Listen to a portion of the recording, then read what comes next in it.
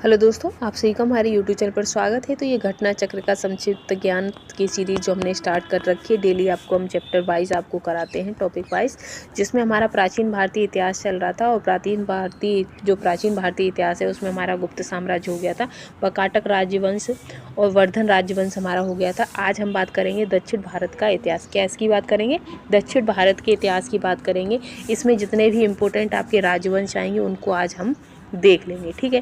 तो चलिए हम स्टार्ट करते हैं, चलेंगे अपने दक्षिण भारतीय।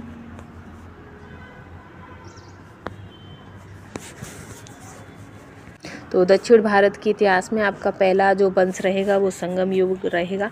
संगम युग के बाद आपका चेर वंश है।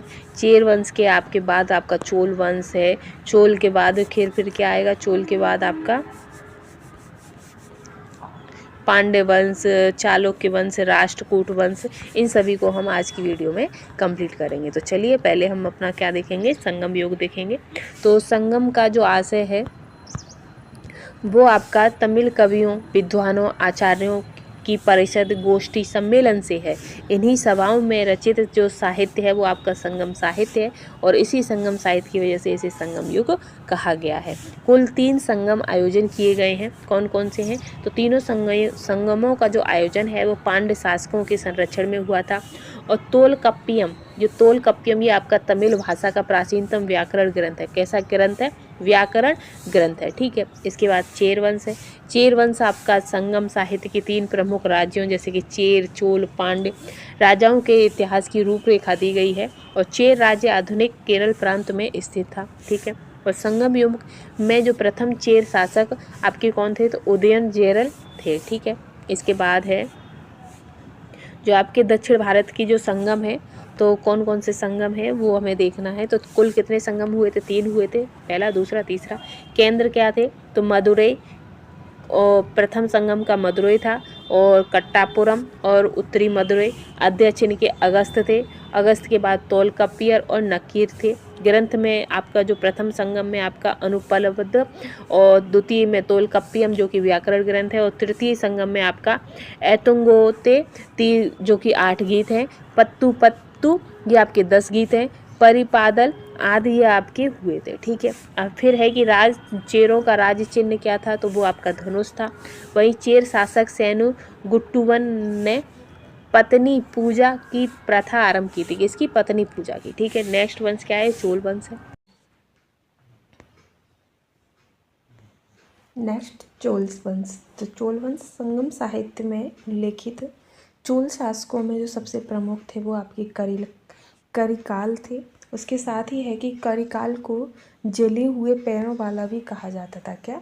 करिकाल को जले हुए पैरों वाला भी कहते थे। साथ ही कालांतर में विजयालय ने 1859 से 1871 ईस्वी पल्लव वंश के अवशेषों पर चोल वंश की स्थापना की गई थी। साथ ही इस वंश की जो राजधानी थी, चोल वंश की जो राजधानी थी वो आपकी तंजौर थी। और विजयालय ने तंजौर पर अधिकार करके नरकेसरी की उपाधि धारण की थी। जो विजयालय थे उन्होंने तंजौर पर अधिकार किया था, जिसके कारण उन्होंने नरकेसरी की उपाधि धारण की थी। पारांतक प्रथम, राजराज प्रथम, राजेंद्र प्रथम, राजेंद्र द्वितीय एवं कुलोत्तुंग चोल वंश के प्रमुख राजा थे, ठीक है। आगे है कि राजराज प्रथम ने श्रीलंका के उत्तरी भाग पर अधिकार करके नए प्रांत मुम्मांडी चोल मंडलम, क्या? मुम्मांडी चोल मंडलम की स्थापना की। साथ ही इसकी राजधानी जो थी वो पोलनरुवा को बनाया गया था। राजराज प्रथम ने तंजौर में बृहदेश्वर और राजराजेश्वर मंदिर जो कि शिव मंदिर है उसका निर्माण कराया था। और राजेंद्र प्रथम ने बंगाल के शासक महिपाल को पराजित करके गंगे कोड चोल की उपाधि धारण की थी। बंगाल विजय के उपलक्ष्य में नवीन राजधानी गंगे कोड चोलपुरम की स्थापना की गई तथा उसके निकट चोल गंगम नामक तालाब बनाया गया। राजेंद्र तृतीय चोल वंश के अंतिम शासक थे।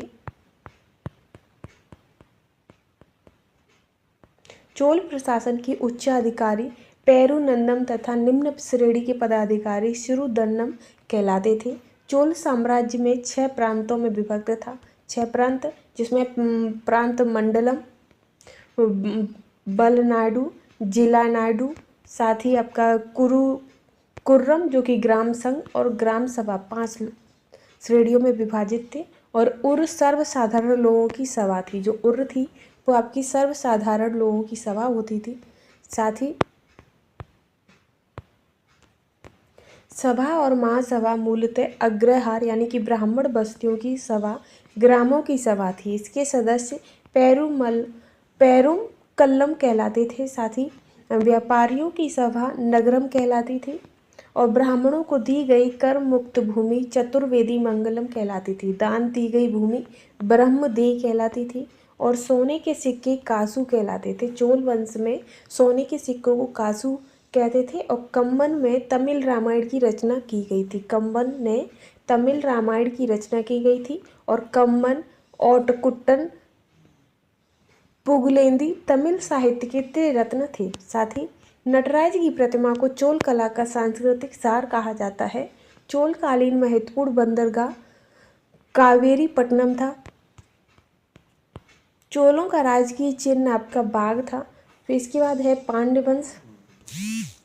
पांड्य वंशों में पलसाइलई मुदुकुड्डमी प्रथम ऐतिहासिक पांड्य शासक थे, जिसमें आपके नेडुन जेलियम भी इस वंश के प्रसिद्ध शासक हुए। यह ब्राह्मण धर्म का अनुयायी था। पांड्यों का राजकीय चिन्ह मछली था। चोल का बाघ और पांड्यों का राजकीय चिन्ह मछली था। पांड्यों की प्रथम राजधानी कोरकाई थी, जिसे बाद में मथुरा स्थानांतरित कर दिया गया था।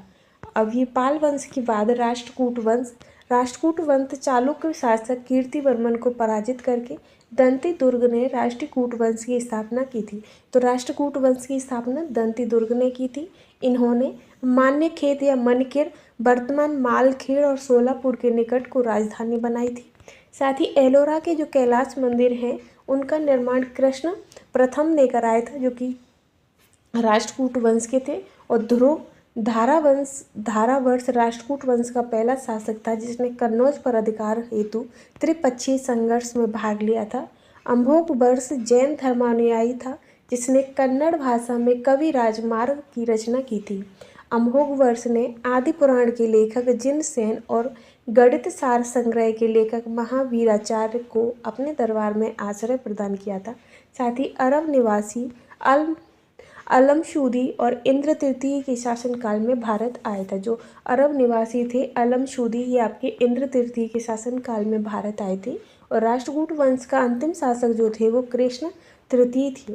शांति पुराण के लेखक और कन्नड़ भाषा के प्रमुख कवि पोन्न कृष्ण तृतीय के दरबार में रहते थे। एलोरा और एलिफेंटा गुफाओं में मंदिरों का जो निर्माण है वो राष्ट्रकूटों के समय में किया गया था। एलोरा में 34 शैलकृत गुफाएं हैं। इनमें से 1 से 12 तक जो है वो बौद्ध धर्म से संबंधित है, और 13 से 29 तक हिंदू धर्म से संबंधित है, और 30 से 34 तक ये जैन गुफाएं हैं। आगे है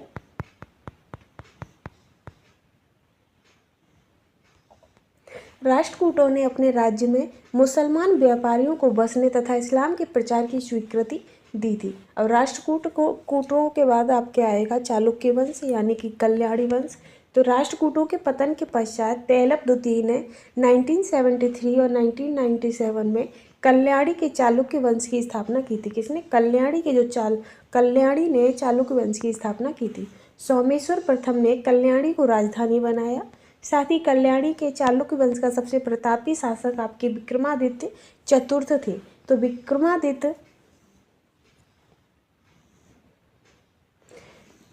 विक्रमादित्य छठे के दरबार में विक्रमांक देवचरित के लेखक विल्लड़, मिताक्षर के लेखक विज्ञानेश्वर निवास करते थे। तो विक्रमांक देवचरित के लेखक आपके कौन है? विल्लड़ हैं। और मिताक्षर के लेखक विज्ञानेश्वर हैं। इन्होंने अपने राज्यारोहण के समय चालुक्य विक्रम संबंध का प्रवर्तन किया। और कल्याणी के चालुक्य वंश का अंतिम शासक तैलप तृतीय और उनके पुत्र सोमेश्वर चतुर्थ थे। चालुक्यों का पारिवारिक चिन्ह बाराह था।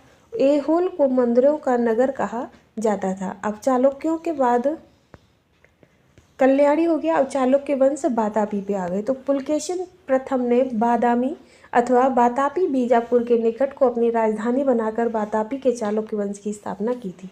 इस वंश का जो चालुक्य वंश के जो बातापी थे उनका जो प्रमुख सबसे प्रतापी शासक आपके पुलकेशिन द्वितीय थे।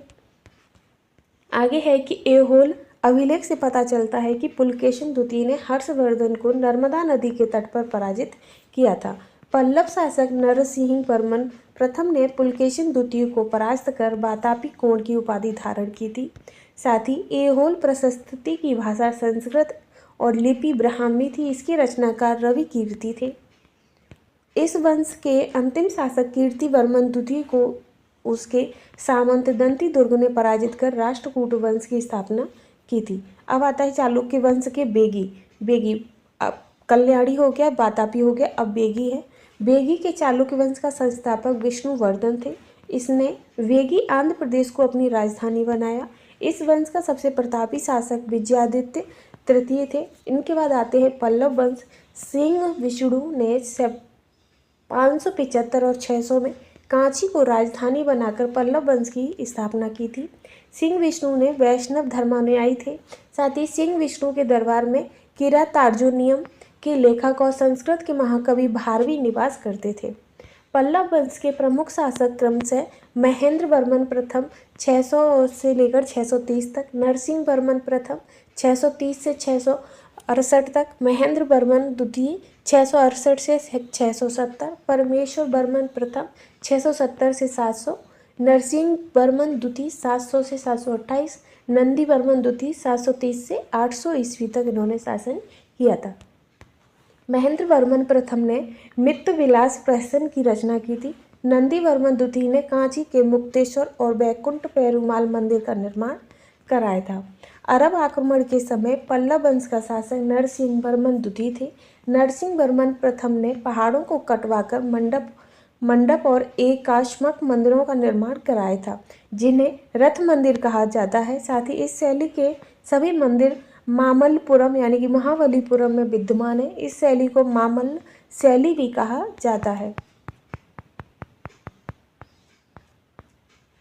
इस शैली के प्रमुख रथ मंदिर जिसमें आपका द्रौपदी रथ, अर्जुन रथ, भीम रथ, नकुल सहदेव, धर्मराज रथ, गणेश पिंडारी रथ, बलय कुट्टे रथ, जिनमें धर्मराज रथ सबसे बड़ा जबकि द्रौपदी रथ सबसे छोटा रथ है। वहीं नरसिंह वर्मन द्वितीय ने कांची के कैलाश मंदिर का भी निर्माण कराया है। 10 कुमार चरित के लेखक दंडी नरसिंह वर्मन द्वितीय के दरबार में रहते थे। प्रसिद्ध वैष्णव संत तिरुमंगई नंदी वर्मन द्वितीय के समकालीन थे। साथ ही अपराजित बर्मन जो कि 880 से 903 ईस्वी पल्लव राजवंश के अंतिम शासक थे, अपराजित बर्मन। इसके बाद आता है यादव वंश। यादव वंश में चालुक्य नरेश सोमेश्वर चतुर्थ के सामंत विल्लम ने 1187 से 1191 स्वतंत्र यादव वंश की स्थापना की थी। यादव वंश की जो राजधानी थी वो आपकी देवगिरी थी। इस वंश का सबसे प्रतापी राजा सिंघन थे। इस वंश का जो अंतिम राजा जो थे वो रामचंद्र तथा जिसने अलाउद्दीन के सेनापति मलिक काफूर के सामने आत्मसमर्पण किया था। अब इनके बाद आता है होयसल वंश जो कि चालुक्य नरेश सोमेश्वर तृतीय के सामंत विष्णुवर्धन ने अपने को स्वतंत्र घोषित कर होयसल वंश की स्थापना की थी। होयसल वंश की राजधानी द्वार समुद्रम आधुनिक हलेबीड थी। साथ ही वेलूर में चेन्नक केशव मंदिर का निर्माण विष्णुवर्धन ने कराया था। होयसल वंश का अंतिम शासक बल्लभ तृतीय ने अलाउद्दीन से पराजित होने के बाद वार्षिक कर देना स्वीकार कर लिया था। साथ ही कदम्ब वंश तो पल्लव वंश के सामंत मयूर शर्मन ने स्वयं को स्वतंत्र घोषित करके कदम्ब वंश की स्थापना की थी। कदम्ब वंश की राजधानी बनवासी बैजंती थी। मयूर शर्मन को 18 अश्वमेध यज्ञों का अनुष्ठान करने वाला कहा जाता है। तो ये पूरा कंप्लीट होता है। अब आएगा पूर्व मध्यकाल।